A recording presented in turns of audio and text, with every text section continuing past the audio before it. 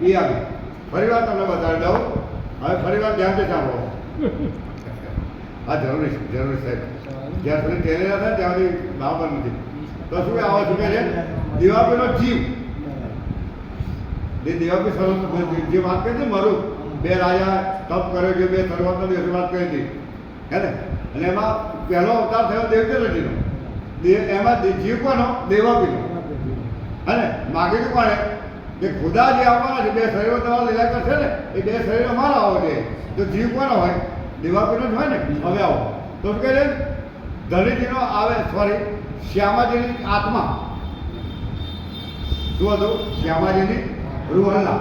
આનો રૂહલ્લા મિશન કાઢ્યો મેં બોલે ને રૂહલ શ્યામાજી. એટલે શ્યામાજીની આત્મા ભાઈ ધણીનો આવેશ, ધણી એટલે રાજ્યનો આવેશ અને જાગરણ બુદ્ધિનું જ્ઞાન. ખ્યાલ આવ્યો ને. હવે શાસ્ત્રો સમર્થિત ભાગવત બુદ્ધ જાગરણ જ્ઞાન આપણી સંપ્રદાય પદ્ધતિમાં છે. હવે આવો પ્રસાદ તો પહોંચાય મદદથી જે ખબરદાર જ્યાં જવાનું હતું ને ત્યાં પેલા જે દેખાયા હતા હે ને એમણે ત્યાં પહોંચાડી દીધા કે જો પેલા તારા સાથે જો.